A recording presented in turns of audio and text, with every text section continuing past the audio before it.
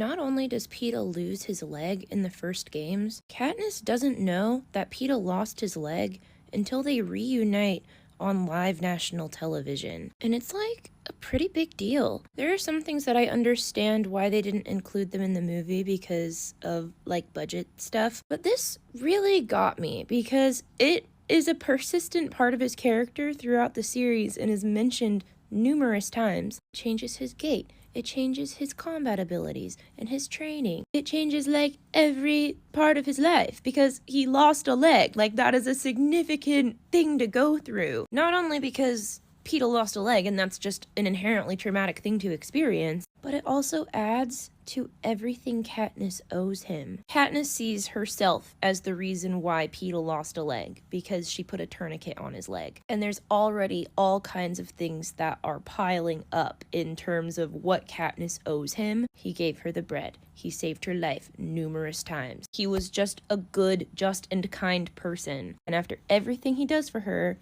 Katniss sees herself as the reason why he lost a limb. Like, he proved that he would quite literally give an arm and a leg for her. And what did she do? The moment they announced that there could only be one winner, she drew her arrow at him. Like in Catching Fire, the movie doesn't really touch as much on how guilty Katniss is. Like, she is consuming herself with guilt about Peeta. And I think if they had included that he lost a literal limb in the movie, it would have been a lot more clear. Indebtment and owing things to other people is something that's actually talked a lot about in the original Hunger Games trilogy and A Ballad of Songbirds and Snakes. It's important to remember that Katniss grew up extremely impoverished. They didn't have money to trade for things. So a lot of Katniss's survival depended on her ability to trade goods and services for things. Katniss is extremely preoccupied throughout the novels trying to make sure that she doesn't owe any debts to anybody. And this is seen to be something that's of value to other people in the districts as well. At the cornucopia, Thresh saves Katniss's life to pay her back for what she did for Rue.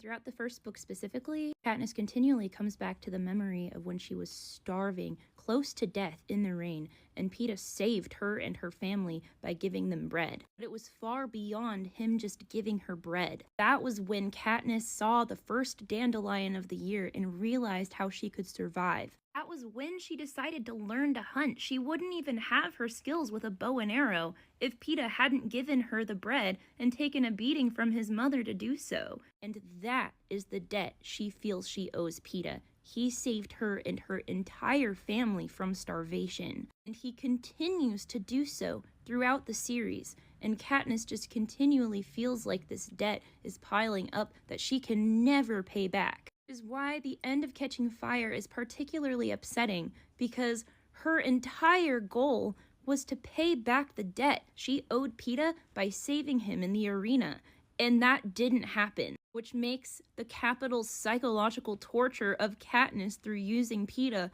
that much more agonizing. Yeah, of course, when Peeta lost his leg, she felt extremely guilty about it because she was the one who tied the tourniquet, and even though that saved his life, he still lost his leg, and she felt extremely guilty about that after all he did for her. I personally think that Katniss always loved Peeta. It was just a love that evolved throughout the series. Katniss had a deep love for the people of her district, especially anyone who had any ounce of compassion or kindness for other people, and that was who Peeta was, especially to her. But I don't think she loved Peeta in a romantic sense until she felt like she was allowed to. From the beginning of the series, it was abundantly clear that Katniss had no intention on dating or marrying ever. Romantic love was far too superficial to focus on when her own survival was at stake on a daily basis, especially if that would risk bringing another child into a world where all children are at risk. I don't think Katniss realized that she could actually have romantic feelings about Peeta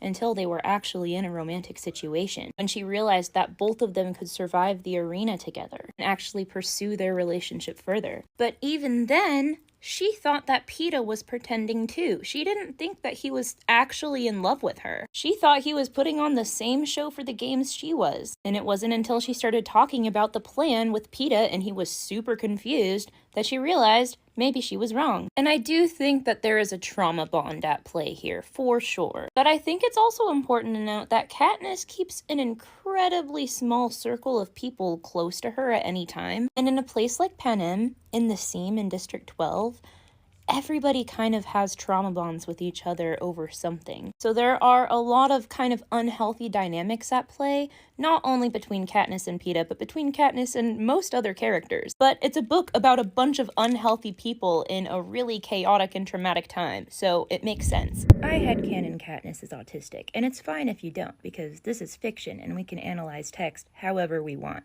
Like, one of this girl's two friends is someone that she sits next to and doesn't talk to every day. Pretty much all of the decisions she makes are either based out of pure survival or a very strong internal sense of justice, without necessarily thinking about what the consequences for a justice-motivated decision might be. She's constantly having miscommunications with other people, either not picking up on nonverbal cues or reading too far into verbal communication and not taking things at face value. She mentions various forms of stimming, rubbing the pearl against her lips, biting the inside of her cheek. In Mockingjay, she also talks about having a gait that made her shoes wear in differently from other people's. That made it hard when she had to switch to a different pair of shoes. Plutarch all but tells Katniss that he's a member of the rebellion and is rooting for her, but she doesn't understand because he doesn't tell her directly that that's what he's doing. He's just showing her his watch. But even if Katniss has a hard time communicating, her intuition is spot on. Even before she became involved with the rebellion, she knew that there was more out there than met the eye. She was already filled with questions, and she felt the same way when she went into District 13. And there's a hypervigilance that comes with experiencing trauma, but there's also a pattern recognition that comes with being autistic. And while things like hunting and going out into the woods are decisions she had to make for her own survival, I would also classify that as a special interest. It's her favorite thing to do. It brings her closer to someone that she loves, and it reminds her of her dad. And considering that as an autistic special interest makes it that much more painful to imagine her going into the arena and having to use it to kill a person. I think Gale is a tragically misunderstood character in the Hunger Games. And before you bite my head off, I did not say he's a good person, or that I like him at all. He is by far my least favorite character, but I still think he's tragically misunderstood. I think a lot of people think Gale is wicked and cruel just for the sake of being wicked and cruel, but Gale is kind of like a warped mirror image of Katniss. They both lost their fathers in the same mining explosion and both became the sole providers for their families at the same time. They both lived in poverty and witnessed the mistreatment of their district citizens by the Capitol. They both had to take out Tesserae and lived in constant fear of being reaped for the games. Then after the loss of his father, he had to watch his best friend get reaped for the games and couldn't volunteer for Peeta because he agreed to stay home and take care of her family for her. And even if Gale wasn't in the Hunger Games arena with them, he still had to play the game. Someone who openly hated the Capitol now had to perform for them, while living under the constant threat of not only his and his family's lives, but his entire district. And then he witnesses the complete destruction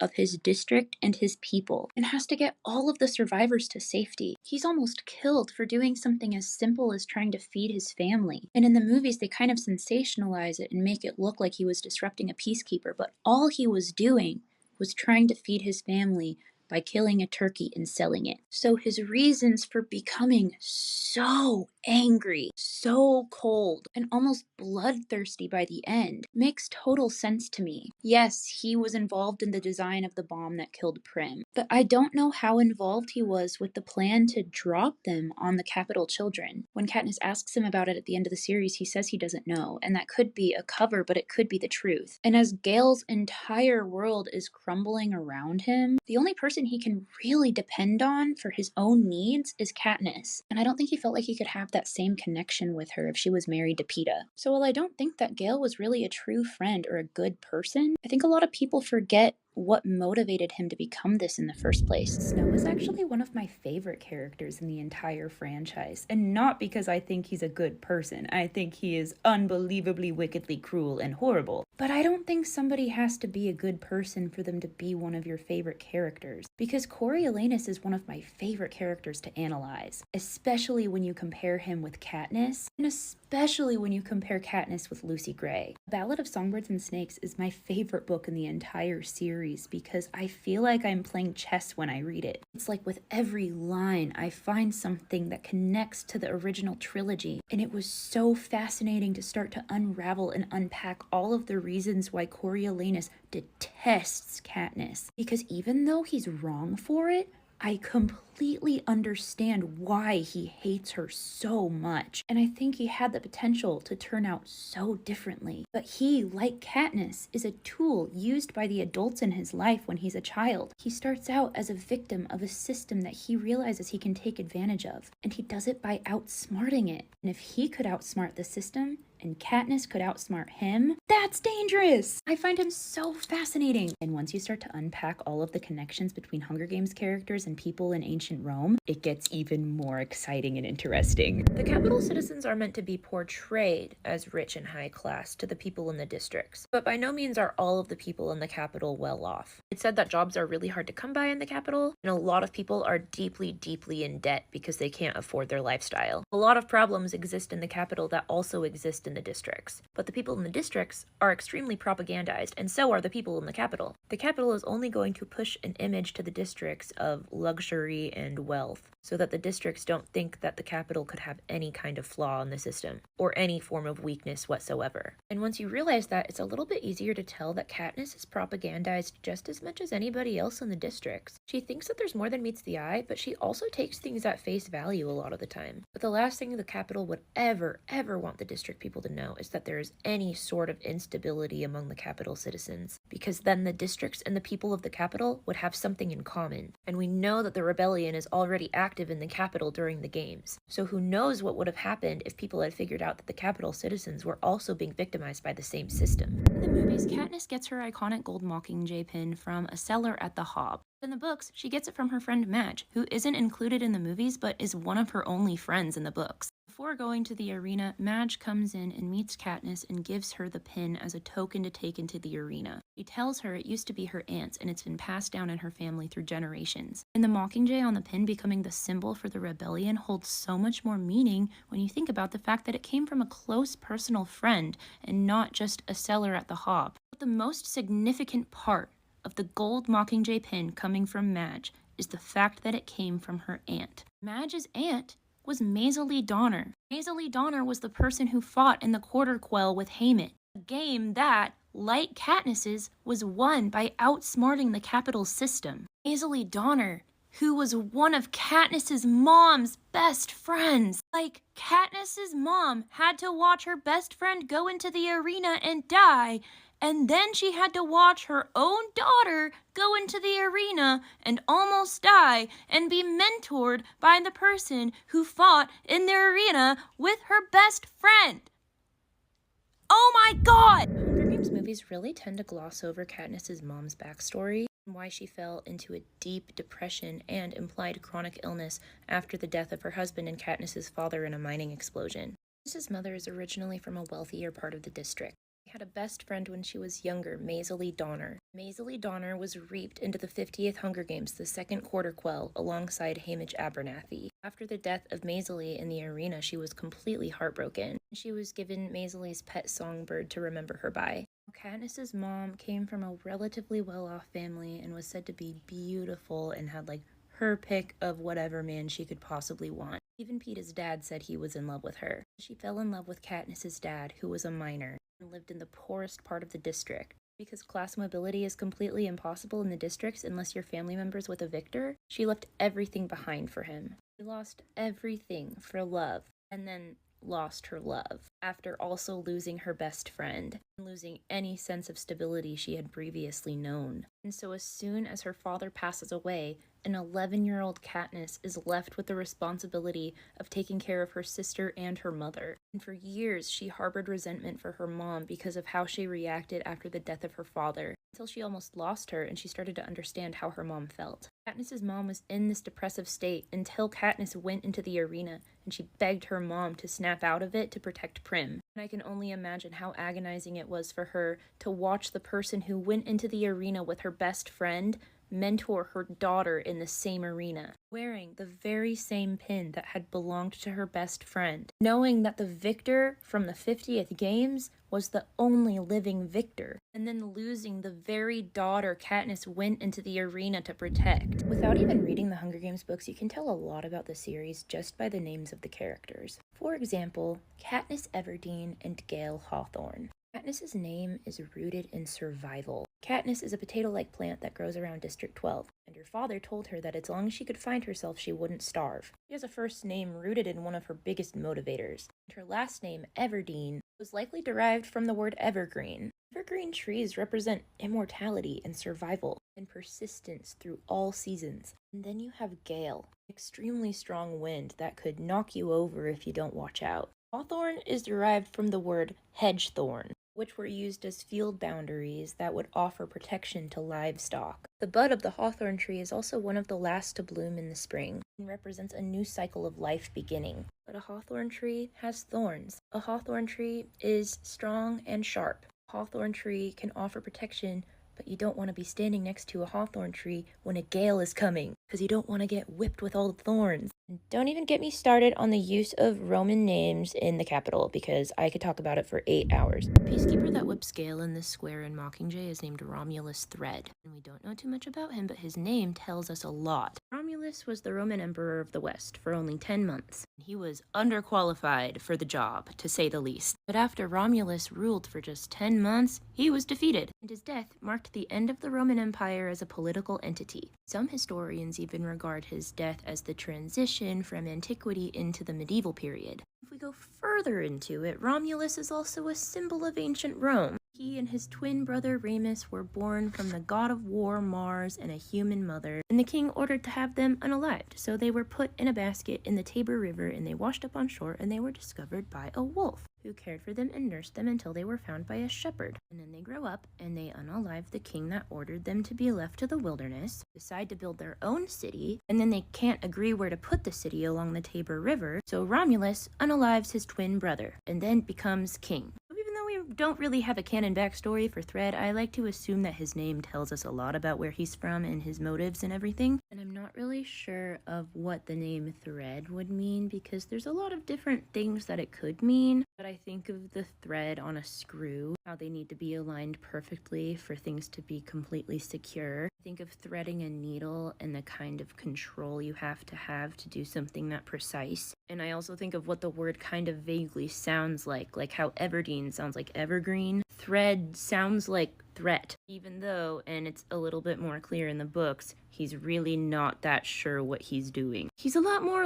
intense in the movies, and in the books, the moment Haymitch says something, he starts kind of second-guessing himself, which most super established peacekeeper captains would probably not do that. Roman names in the capital in the Hunger Games. Let's start with Coriolanus Snow. There's a Shakespeare play called Coriolanus. The play begins with riots in Rome after the expulsion of the Tarquin kings, when the citizens had Coriolanus to blame for their loss of food in this war. Coriolanus has a deep hatred for plebeians and denies them any grain because they don't deserve it. He fights back and rises to power until there are secondary plebeian riots, and Coriolanus is exiled from Rome and is unalived by the people he once considered his allies. And it's not hard to see the very blatant parallels between Coriolanus in ancient Rome and Coriolanus Snow in the Hunger Games. But it's even more interesting because this play is a tragedy. Do you want to know what kind of tragedy it is specifically? A Cynican tragedy. Cynican tragedy is a body of 9 closet dramas, plays that are meant to be read rather than acted out. There are 3 books, and each book is divided into 3. She has such a big brain! Let's compare and contrast some names of Harry Potter characters with Suzanne Collins's characters. Remus Lupin, the name of a twin who was adopted and cared for by a wolf, and lupin is a flower derived from a word meaning pertaining to a wolf. Remus Lupin's name is basically Wolf Boy Wolf. Compared to Sejanus Plinth, He was a Roman soldier, a friend, and a confidant of the Roman Emperor Tiberius, who was born into a lower class and rose to power, until he was suspected of conspiracy against Tiberius, and was executed for treason, with the last name of Plinth. A plinth is a heavy base that supports a statue or a vase. It upholds something incredibly valuable, but of no value. But should the plinth crumble, the vase would break. Like, just the first and last name tell you an entire story. Remus Lupin is Wolf. Stinky Harry Potter lady can take a few pages out of Suzanne Collins' book for how to build a franchise. Because I have never seen world building so perfectly done to a point where you could genuinely read about any person who exists in this world, and it would be one of the most interesting things you could possibly read. Like, I used to be a Christian, okay? I have read the Bible cover to cover. I know how to analyze a text. And she does such a good job of covering plot holes and, like, covering her bases. When I read, I usually don't really like world-building books, not because I don't like world-building, but because I feel like it's so difficult to do. It reads as completely unbelievable a lot of the time, which is why I have a really hard time with, like, the Red Queen series and Harry Potter. I want to know everything about everybody in the Hunger Games. I want to know the upper, middle, and lower class experience of people in the capital. I want the perspective of an Avox working in the tunnels underneath the city. I want the perspective of the scientists working in the lab. I want an inside look at what the rebellion within the capital looked like. I want to see a perspective from every single district. I want to see what career training looks like. I want to see what the victors do together after the games. I want to see every year of the games. I want to see what happened before the first rebellion. I want to see what led to the creation of Panem in the first place. There's so much lore, and it's so well covered. And fanfiction is amazing, but I want Suzanne to expand this so badly it hurts. Suzanne Collins hasn't had to add any world building in post to the books, aside from what we see in the movies. Like, I've been a member of the Hunger Games fan page since like 2012. They send you like texts with all the updates, and they don't add to the story in post. The whole story is in the series. And I think that's a mark of a brilliant world builder and a talented author versus J.K. Rowling, who basically had to build her world around the book and constantly specify things in post, particularly things she thought would drive more of an audience to her books, like saying that she always imagined Dumbledore to be gay, even though she never once implied that in the series, or adding minorities to the list of characters in post. J.K. Rowling's motivation was to build a franchise and profit off of it. And while that might have been one of Suzanne Collins' motivations, because when you do something for a living, you want to make a living off of it, there's heart to her story. There's a depth to it that doesn't exist within a lot of other fantasy or dystopian universes. There's a clear message that really resonates within you because the story so closely mimics things that we see every day in real life. Harry Potter can be fun to get lost in, but the questions you're left with after reading it often have to do with the plot and inconsistencies in the story. And after reading The Hunger Games, the questions you're left with are a lot more profound. There's actually a reason why The Hunger Games have such a clear beginning, middle, and end compared to a lot of other series as you've seen. Suzanne Collins is a screenwriter, and she sets up her books the way that a screenplay would be written. Screenplays are divided into 3 parts: beginning, middle, and end. The Hunger Games trilogy is set up in the same way with the 3 books, but within each book, they are also divided into 3 parts, and each of those parts is divided into 3. And each of the chapters is also divided into 3. So each chapter has a clear beginning, middle, and end. Each part has a clear beginning and middle and end. Each book has a clear beginning, middle, and end. And then the series in and of itself ties perfectly together at the end because she so intentionally framed each part of it. And I wish that Suzanne Collins had been more involved in the making the movies, but I am really glad that she was still involved in the screenwriting and production process, because even though a lot of stuff was left out of the movies, you can still see Suzanne in the movies, and I still love the movies. I think they're incredible, but I think that they tell a bit of a different story than the books do, unfortunately, but the resolution at the end is still satisfying.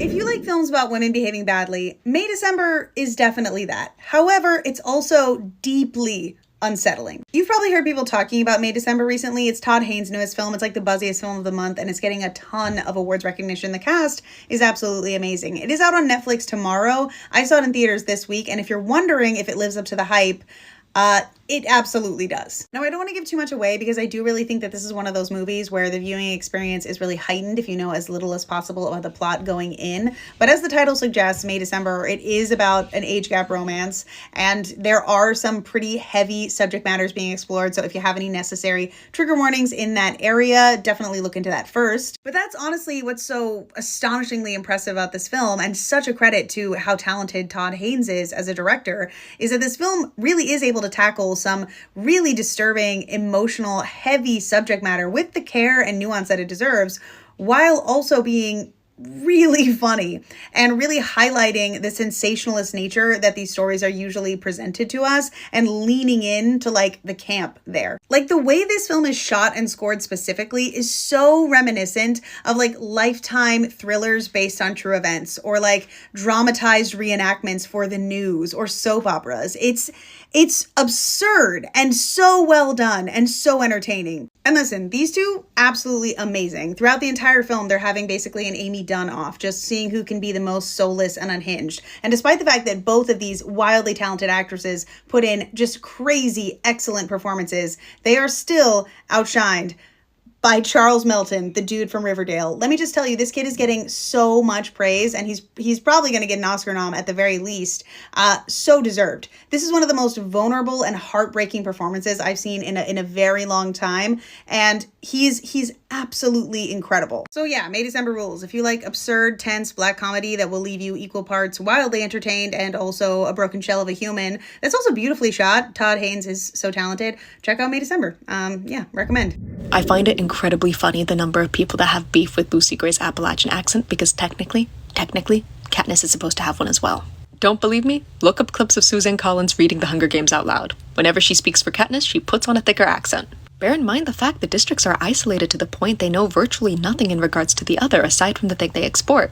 And due to this extreme isolation, there is an increased chance that even slight regional differences are going to be read as thick accents. Finnick and Capital citizens are also described as having distinct accents. Although in the instance of the latter, the way that Katniss describes it seems to imply it's more of an effect they put on. I've always imagined the Capital to be transatlantic-ish myself, speaking in a way that is solely intended to infer class. Now, as for why Lucy Gray is shown as having an accent, whereas Katniss has none, if we set aside the practical explanation that's simply not the direction that Jennifer Lawrence was told to go with the character, you could potentially make the argument that because the Hunger Games are shot through Katniss's perspective, she doesn't view herself as having an accent.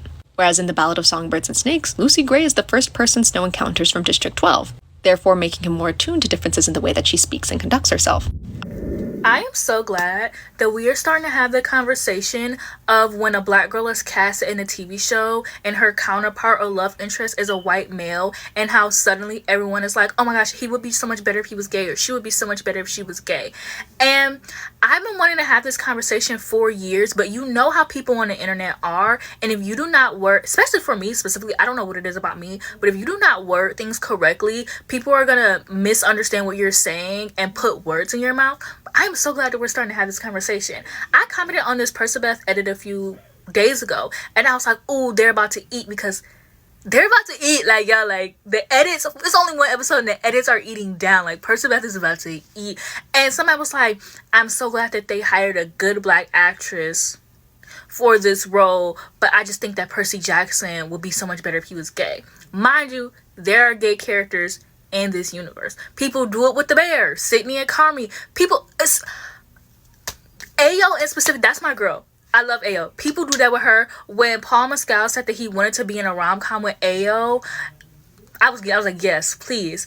Everyone was like, oh, like, no, somebody had made this tweet and it was like, oh my gosh, it would be so good if like she was gay and he was gay and they both helped each other get with like, he wanted to be in a rom-com with her as the love interest.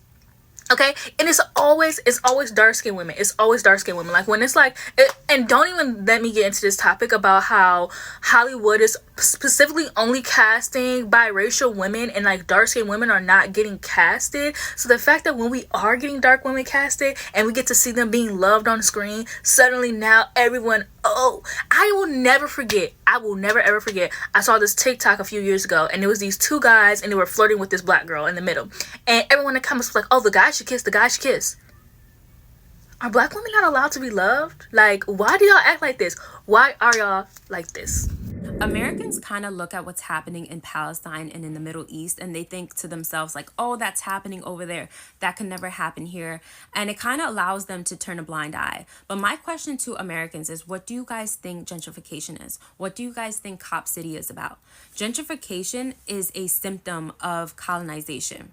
Right? Like in America, we're taught that if you own a house, if you own land, if you own property, then you're untouchable. Like no one can take that from you. But that's far from the truth, right? How many communities have been completely rooted out because hedge fund billionaires wanted to buy up their block to build a stadium, a mall, a luxury apartment building or hotel? This happens so often here in America, right? And it usually happens like this. They'll pay, your neighbors a nice sum to kind of buy them out, and people will take the offer. And then for the people who are kind of resistant and people who are like, no, I just pretty much am done paying my mortgage, I don't want to leave. What they'll do is they'll send the city and state after you. And suddenly you're up to here with legal fees. And you simply cannot go up against $1 billion hedge fund. You're just like some 9-to-5 guy, you're just trying to feed your family. And then finally you decide to settle because you can't afford this. And then just to fuck with you because you wasted their time and you prolonged their project, they'll offer you half of what they originally offered just to fuck with you. What do you guys think Cop City is about? All these cops are coming to Atlanta, to this facility in Atlanta to train. Who's teaching them? Who's trading tactics with them? Who has been trading tactics with the police in America for the past couple decades? Think. Gaza was a test city. It was a test city that was funded by the US. Palestinians know that their oppressor is not Israel. Their oppressor is America. Israel is the occupation. If America is their oppressor, then that means we live in the belly of the beast. I think I finally understand Clarice. Obviously, she's a bitch and a bully. That's evident. But reading the books as a child, I sort of understood that she was antagonistic, but I didn't really understand the reasons why. And I think the show handles that point extremely well. The show has been planting the seeds of the gods' parental neglect the entire second episode. And Percy even concludes that the only way to get his father's attention is to have some kind of glory at Camp Half-Blood. And that's proven correct. He is only claimed by his father after humiliating Clarice in front of everyone, after defending himself skillfully and ultimately breaking Clarice's weapon. For those who haven't read the books, that weapon was a gift from her father, Ares. Clarice is bullying Percy because she's been scraping for scraps of attention from her father for years. She wants that valor and glory that would force her father to pay attention to her. And then this kid comes to camp and he claims that he 1v1'd a Minotaur? Everything she's worked for, everything she's fought for, and some kid who hasn't trained a day in his life comes to camp and steals all of the attention, all of the glory. Fuck you. Admit that you're lying, because if you're not lying, then I have been working for years for nothing, and my father will never notice me. And on top of that, after being utterly humiliated after trying to regain that valor and glory, her spear, the gift from her father, the one time he ever paid attention to her, gets broken by this bitch. That scream when Percy broke her staff was phenomenal. Her character in the show is written so well, and I truly believe that they are going to give her an arc that just really rounds out her character. And I am so excited, because not every victim is going to be perfect. And she's an asshole, she's a bully, but ultimately she's a victim. Yo, imagine being Percy Jackson, telling the literal love of your life that you don't see a world where you two could ever be friends. And then, mind you, a couple days later, he's probably protecting them against the Chimera and whatever else comes their way on that quest. And then fast forward to the end of summer, that thought is probably a distant fucking memory. Fast forward a year later, where Percy is carrying a picture of Annabeth everywhere he goes. He has a photo of Annabeth printed and cut it up in his bag to be with him wherever he goes. Fast forward a whole other year, it's winter, right? They're on a quest, right? Annabeth gets kidnapped. And Percy is losing his fucking mind. Not only is Percy wigging the fuck out that Annabeth is not with him at camp, the fucking Hunters of Artemis is telling him he can't get on the quest to get Annabeth back. Percy says fuck that and goes on the quest anyway. And when they find Annabeth, what does he do? He holds the fucking weight of the sky with Annabeth. And then he's holding the weight of the sky with Annabeth. He holds it himself to give her some fucking rest. And then fast forward a year after that, it's now Annabeth's turn to lead a quest. And he is the first person she chooses to go on her quest. And then while they're on that quest, some fuckery happens and he blows up a fucking mountain and lands in the middle of fucking nowhere. And while he's in the middle of nowhere, all he can think is getting back to camp, getting back to Annabeth. And when he gets back to Annabeth, shit goes south, but fuck it. As long as Annabeth's alright, he is cool. And then fast forward a year after that, shit's getting real, shit's getting active, and he needs to make sure him and Annabeth are still cool because a redhead by the name of Rachel Elizabeth Dare exists. Annabeth is losing her mind over the fact that this redheaded girl exists, and Percy doesn't give a fuck. Bombs blowing up, people dying, ships are burning, and all he can think is that she is alive. And after all of that is said and done, and everything is great, and the gods offer him a choice, he tells the dudes to kick fucking rocks so he can be with Annabeth. Imagine he actually thought them two could never be friends. Like, that is actually insane to me. What I think is so funny about the Percy Jackson casting is, like, in the last episode 3, they're, like, debating on whether to send the head of Medusa to Olympus, and Annabeth and Grover are like, no, don't do it. You'll piss off the gods. Like, don't fucking do it. And he's like, I'm gonna do it. Like, I'm gonna do it. And it's just so funny to me because, like, Grover and Annabeth, like, they're played by a black kid and a brown kid. Like, these kids know you don't fuck with the figures of authority. Like, you don't want to piss them off. And who would have the audacity to do that? A white man. And Percy Jackson is, like, a white boy, you know? But also that's his personality. Like, he has the sass. He has the audacity. And I don't know. I just think the casting was, like, gives it so much more depth. There's been a lot of discussion about whether or not rom-coms have completely lost their magic at this point. A lot of people are curious whether comic book movies are even capable of bouncing back anymore. And I personally would love to know when I can expect to stop being waterboarded by Oscar bait fucking biopics. I unfortunately don't have the answers to any of these questions, but I do have some hopes, some dreams, some wishes of the kinds of movies I would like to see in 2024 and beyond. So these are not so much predictions as movie trends I really, really hope we start seeing in 2024 because we deserve better. So first of all, I think we do deserve a rom-com renaissance, and I think it is coming. I just think it requires an entire reassessment of what people actually want from the genre in the 2020s. Because as much as we all love those movies from the 90s and early 2000s, people do not date or fall in love like that anymore. Let's be realistic. And that doesn't mean I think they have to be, like, cynical or jaded. I don't think they have to be coated in 7 layers of irony. I just think that they're not really reflective of the modern, like, dating landscape, and I think that makes it really hard for people to look at them earnestly. Like, I think if you look at the relationship portrayals in, like, Lena Dunham's Girls, it's so relatable and still very romantic and heartbreaking and funny. And it's wild that that show is already 10 years old, but a lot of rom-coms haven't even caught up to that yet. Alternatively, I think it would be really fun if there was a resurgence of, like, period piece rom-coms that take place in the 90s and early 2000s, because I do think that people have this kind of, like, affectionate nostalgia for a pre-digital age, and I think that it could be a way of telling, like, relatable, funny stories that don't have the pressure of the modern dating scene and feeling relatable. About comic book movies, I don't think they should die. I think that we need a resurgence in low-budget comic book adaptations. As someone who loves comic books, of course I'm not rooting on the downfall of the genre. I just think that the problem is that it was taken over by big IP and product over story and trying to appeal to the broadest possible audience because you want the 40-plus-year-olds who've been watching this stuff forever and all the way down to their, like, 5-year-old kids. That's too broad. That's too fucking broad. I would love to see comic book adaptations that are actually trying to do something interesting again. And while we're on the subject, it is time for a dark fantasy renaissance. We have not had a dark fantasy bubble in media since like the fucking 80s.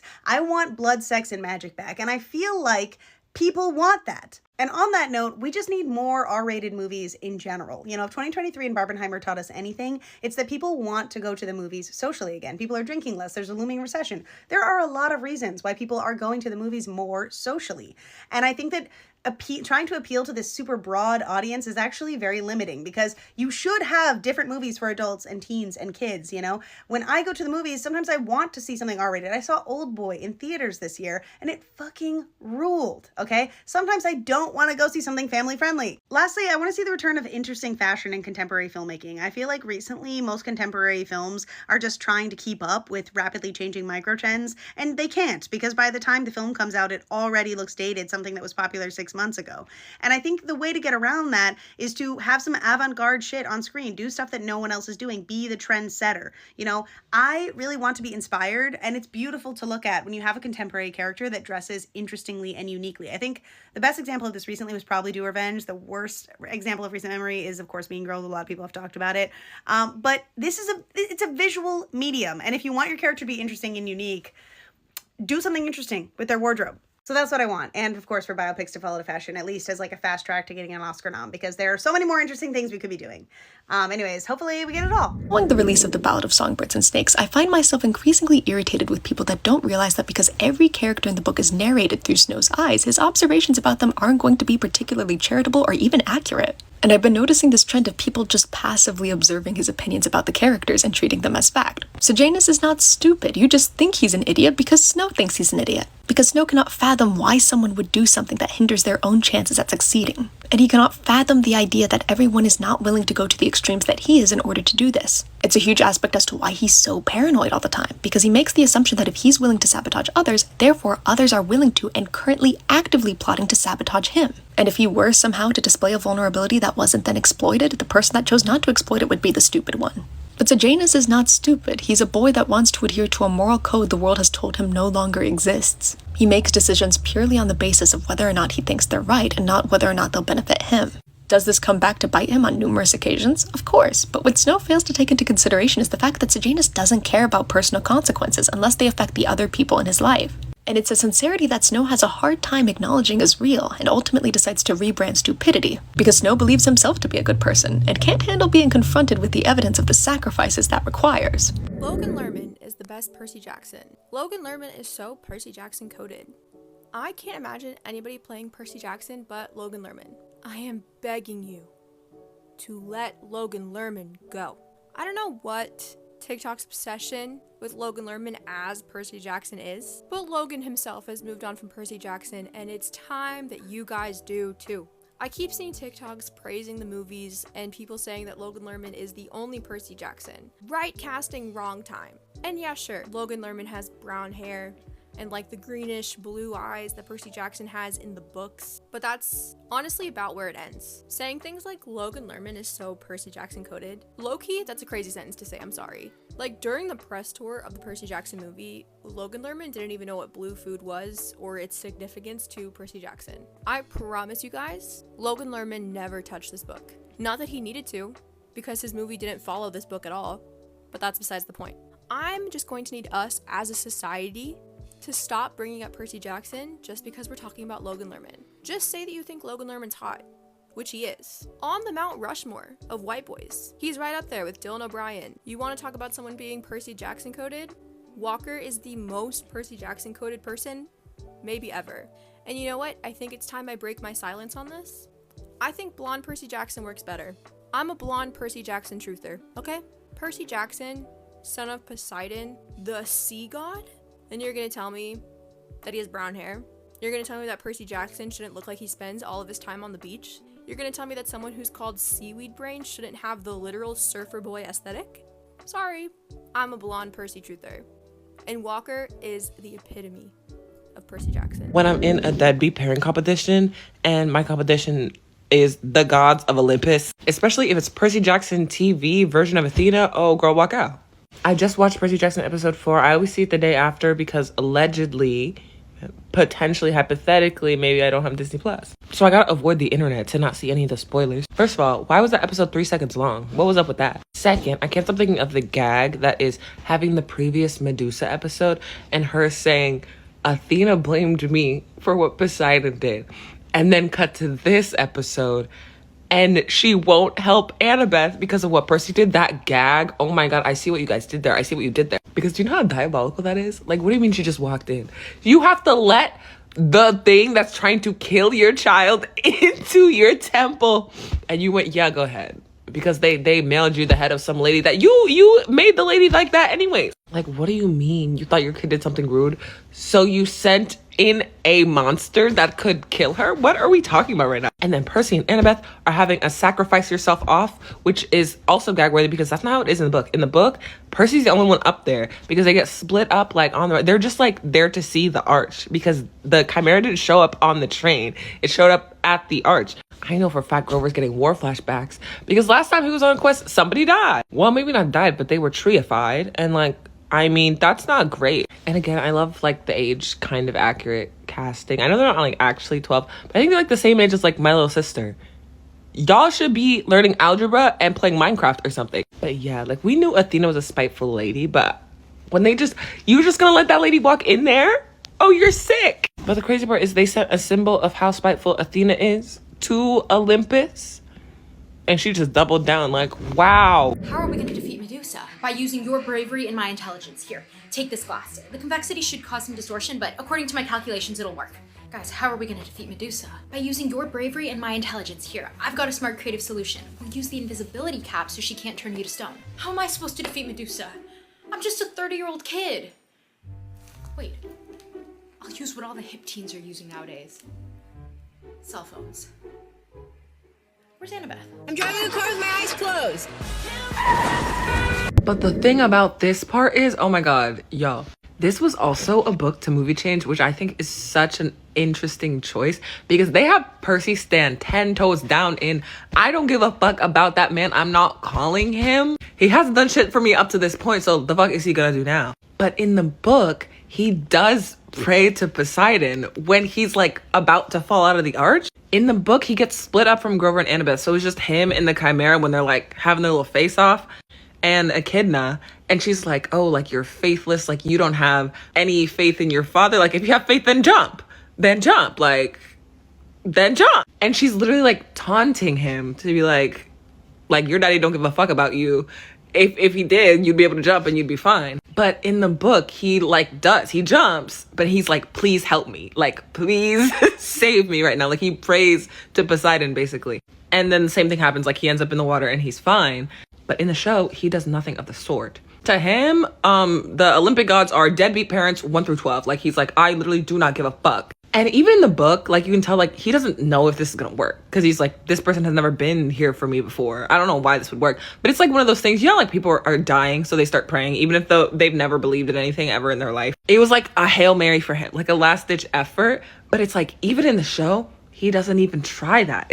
That's wild, because they could have easily told us his internal monologue if he was praying to Poseidon. But I feel like they make it very clear that he was not doing that. He is plummeting from the sky. There's a body of water nearby, and he has zero faith, none, that his father is going to help him. So much so that he doesn't even try. He does not even attempt. He just falls out of the sky and happens to be saved by this river. And then when you compare that to Annabeth, who is standing 10 toes down behind her mother, which I think is such an interesting and important thing for them to include, because like she's a child. That's exactly what a child would do. I think a child would have one of two reactions, and it's either the Percy reaction or the Annabeth reaction. That's exactly what a child would do. Nobody wants to believe that their parent is just neglectful and abandoning them and doesn't actually love them unless they're doing something great in the name of that parent. Nobody wants to believe that. That's why even when they're at Medusa, she's like, no, like my mother cursed you. Like you're not understanding this right. Like she is backing Athena. She has to be in her brain, be like, oh, my mother's always right. My mother's always just, because otherwise, do you know how painful that is? But she's starting to like slowly unravel that thought process, and you can like see it happening. I think that's so good. Then you compare it to Percy, who like, he's like, I have lost all faith in this person, but he's still getting help. And Annabeth was like, yeah, I'm going to ask my mother for help. And her mother sent in a monster to kill her. Like, oh my God. Like, she has to be the best at everything because she thinks she has to earn people loving her. And then, and then that compared to like Percy almost doing the opposite. Percy's gonna do the rudest thing that he can think of, and Poseidon's still gonna help him. And the extra gag is these are allegedly both of their respective parents' favorite children. like almost canonically, like Percy is Poseidon's favorite son. And then earlier when she's like, what's her name? The Fury calls Annabeth the pride of Athena's offspring. That's the pride of your offspring, and you hung her out to dry. You're sick. Oh my God. If you kick every minority out of the Glee Club, then who's going to carry your group numbers, Mr. Shit? Right. But you're all minorities. She got a point. Because I'm definitely tired of screaming at the end of every song. It's absolutely wild to me that the internet loves to say that there's no meaning in this movie and that there's nothing to talk about. I think that this is one of the most egregiously misunderstood and piled on movies since Jennifer's Body, and I actually think there's a lot of similarities between the two films and the way they're received. This is a highly allegorical film, and the way the story is told is very reminiscent of like a folktale or a fable. It's super symbolic, and I think because of that, there are so many different valid reads of the film. I see two very clear interpretations, meanings of the film. But before we get into that, I want to talk about the intention and the tone of this movie. People seem to have like noticed the comparisons to films like The Talented Mr. Ripley, which was obviously an influence here, and then decided to stop thinking about it at all from that point. Because this film is not trying to be like a dark thriller. This film is first and foremost a comedy, a very dark comedy. Emerald Fennell as a director has a very ostentatious style, but her sense of humor is very dry. She seems like a combination of like the bombastic, bold, stylistic choices of a director like Baz Luhrmann and the dry, like confrontational comedy of like the Coen brothers. Because the things these characters say and the utterly horrifying circumstances they say them in are bone-chilling, but they're also laugh out loud funny. Rosamund Pike's character is a perfect example of this. Carey Mulligan's character is a perfect example of this. And no, Emerald Fennell is not subtle. Like, Carey Mulligan's character is very clearly damaged goods, and she has a huge Americana-style tattoo on her arm that says Daddy. There's nothing subtle about that, but that's the point. The film is never trying to be some intricate puzzle box that you have to work hard to try and figure out before the end. There are bright, flashing arrows pointing you to the point the entire time. Again, very similar to like a fable or a fairy tale. There's no point in the film when Oliver doesn't feel like the proverbial fox in the henhouse. He screams, "I am dangerous," from the very beginning. The point of the film isn't figuring out the mystery. It's a cautionary tale about a man who voluntarily throws away his humanity for lust and greed. Now, I see like two main readings of this film, and they do kind of work well together, but the first is like pure unadulterated desire, and that's the element that Emerald Fennell herself has talked the most about in interviews. So while you can read this film as like a relatively simple but effective parable of like the destructive and intoxicating effects of unrequited desire, I think it becomes a lot richer when you incorporate the very clear class commentary that's at play here. And I think it's a very nuanced class commentary that we don't see in a lot of stories these days. Because no, the Cattons are not the good guys here. It's absolutely baffling to me that anyone could watch this film and think that the intended meaning was that the Cattons were supposed to be sympathetic and Oliver was like this mean, sneaky devil that came in and killed them all and they didn't deserve it. The Cattons are representative of this ultimate prize, this carrot that is dangled in front of all of us that exist in this capitalist hellscape. This idea that if you work hard enough, if you play the game in exactly the right way, you too can be above it all. You can have enough money and status to not give a fuck. You don't have to be part of the monotonous machine anymore, because as comfortable as you can be in the upper middle class as Oliver is, this is what we all really want. This is what we're told that we want in our society. And if you're thinking to yourself right now, that's not true, I want to break the system, I want equality, I'm a Marxist, I'm a socialist, whatever. We live in a time where the #1 series on Netflix was a violently anti-capitalist horror series about how capitalism is literally killing us. And nobody learned a thing from it, because then the next year they made a literal parody, a fucking embarrassment, a literal reality show based on it that did the exact same thing that the show was supposed to criticize. We have learned nothing from it. And until we as a society, until we as a collective confront the fact that our desires for this are stopping us from living in a better world, then we're never going to fix anything. I think that that's what's so brilliant about this commentary. Oliver is not representative of the working class. He's representative of the people who have more than enough, but we live in a society that is all about consumption and greed and more and status and better and money. And until we stop fixating on that, until we get out of this fucking nightmare, it's gonna stay this way. And this reading of the film is not something that I'm like reaching for. This is very clearly outlined in the text. There's so much symbolism and imagery referencing the Minotaur myth from ancient Greece. The Minotaur as a figure is literally representative of the greed of the powerful and the destruction it wreaks on the impoverished. The Minotaur is born from a king's refusal to sacrifice his precious bull to a god. And so the god makes his wife fall in love with this bull, and the creature that is born from their unholy, union is the Minotaur, which then requires human sacrifice and feeds on human flesh. The film utilizes this imagery to kind of place Oliver in the place of the Minotaur and Theseus, who eventually slays the Minotaur, in equal parts. Because the interesting thing about Theseus is when he finally slays the Minotaur, he doesn't use it to change the system. He frees the people from the Minotaur, but he just takes the place of the king.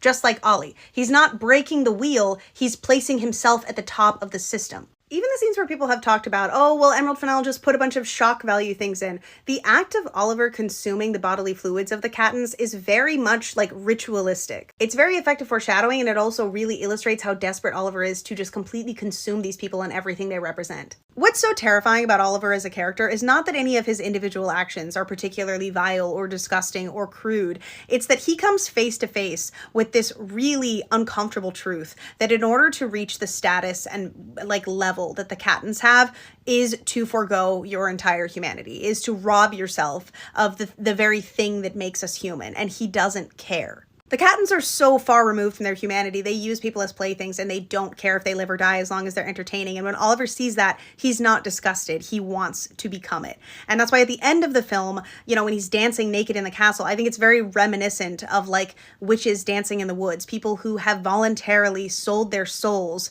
for, earthly pleasures. And I think that this is a very effective commentary because it is critical of both the people at the top and the people who ignore the power structures that exist as long as they can make it benefit themselves. Because at every level of the system we're in, we have to challenge why we're here and how we get out of it. There's just so much to talk about here. I mean, I think there's a lot to talk about also with the way that Oliver and the help at Saltburn both clearly have a disdain for each other because they recognize each other as not being elite, and the irony in that. There's so much. I think it's a very, very thematically rich film, and I think it's incredibly well done. It's also beautiful to look at. I don't know. I could clearly talk about it forever, but yeah, that's my read. Personally, I don't like how y'all talk about Sydney and Carmy from The Bear, because y'all act like it's so unfathomable for him to be romantically or sexually interested in her. And I feel like y'all only do this shit when it's a guy that y'all deem attractive and a girl that's unconventionally attractive. Oh no, they're best friends. Platonic soulmates. That scene when they were under the table did more for me than his entire relationship with Claire, right? He told Sydney that he needed her. He cussed her out and she quit on the spot. Had him texting her talking about the dish needed more acid. You want her bad, stop playing. He didn't even call Claire his girlfriend until he got the green light from his superior, which was Sydney. Sydney is the only person in his life that holds him accountable. And Sydney's gorgeous, she's quirky, she's beautiful, she's an incredible chef. She stands on business, and I don't like how y'all do her, because let's keep it a beam. If Sydney was white, y'all wouldn't say that shit. Even if she was ugly as fuck or whatever the fuck she was beat, y'all wouldn't say that, bro. But when it comes to Sydney in particular, after all the fucking the scenes we've seen, he told that girl he needed her. He couldn't do anything without her. And I'm just supposed to let that go? I will get my end game. And don't get me wrong, I fuck with Claire heavy. I don't dislike Claire. I just don't like her more than Sydney. No shade.